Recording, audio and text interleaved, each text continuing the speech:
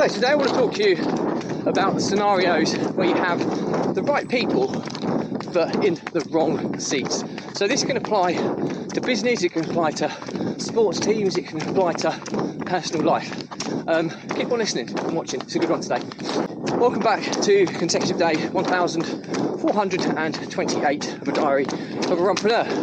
And do you believe in my mission of saving the lives of children by attempting the ultimate ultramarathon of run vlogging on consecutive days, barefoot style, the distance of that of the world? Do give this a subscribe, share, like and comment. The more people we get in front of, the more money we raise, and ultimately the more lives we save, which is the reason I put myself through this every single day.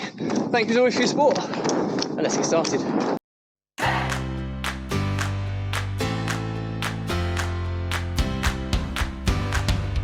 So, consecutive day 1428 of a diary of a runpreneur.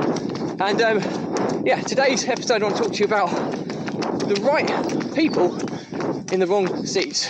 So this kind of metaphor, analogy can be applied to sports teams, it can be applied to roles in business, it can be applied to roles in pretty much anything in life. It's a really, really important kind of message I want to kind of talk to you about today. And unfortunately enough, I've got my best buddy, my eldest son, Leo, with me. Give us a wave. Hi.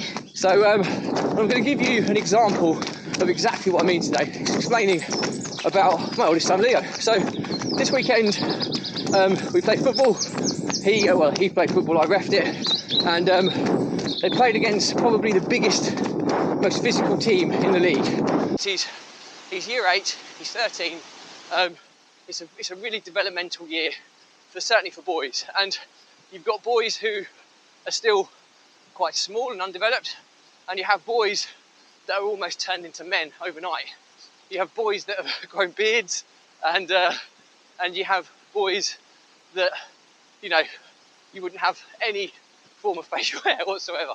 And everything in between. So the reality is you've got a lot of dogs going past the farmhouse. Fortunately the gate's held firm and we're not going to get attacked. But anyway, and it's a really challenging kind of age, because, you know, we are, as a football team, the team that my eldest plays for, we're probably average or small to average in size. And you're playing against a team that are borderline men. And it was a tough game. We did really well. We won 2-1. And I was really proud and pleased to say that Leo played in centre midfield against a couple of massive guys, and he earned man of the match for his performance. He out-battled them, was more skillful on the ball, played some really good passing football, and really took the pressure off us as a team, because he was winning that centre midfield battle. And a few weeks ago, if you'd have asked Leo what his position was, he would have said he plays as a wing. And he still can play as wing, but he's far more effective as a centre midfield, because he's got technical ability to kind of control, pass the ball off, beat a man, but he's also big, brave, strong, and effective in the tackle. And this is the example I want to give you today about, he's always been the right person. He's always had the right attributes as an individual. Just over here, mate, while the car's going fast. He's always had the right attributes as a person, as in he's always put his full effort in. He's a real team player, and everything that you'd kind of want in a player within your team. He tries hard, he wants to win, all of these types of things, but he wasn't having the best of luck on the wing. And all of a sudden we've moved his position that potentially plays better to his strengths, and he gets man of the match in his one of his first games playing there.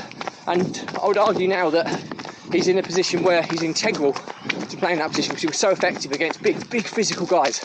So I'm going to ask Leo a couple of questions, because I know he still loves to play wing, and he can definitely still perform at a high level on the wing, but he was so much more effective over the course of the game playing centre mid.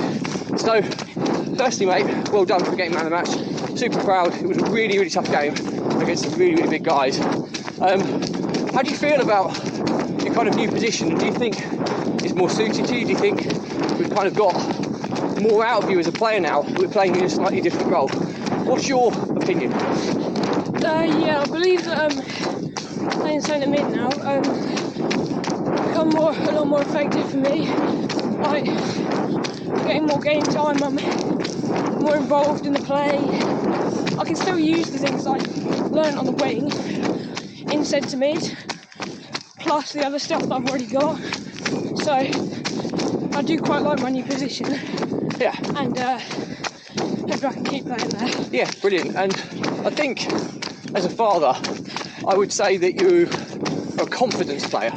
You're someone who kind of needs to be confident to get the best out of your performance. And I think the other thing that I noticed about the role at the weekend is that when you play the wing, it can be quite an isolating position, because you could either be involved in the game quite a lot, or you could be involved in the game almost not at all, depending on where the ball is and where, you know, how our attacking threat has kind of developed, whether it's either one flank or the other.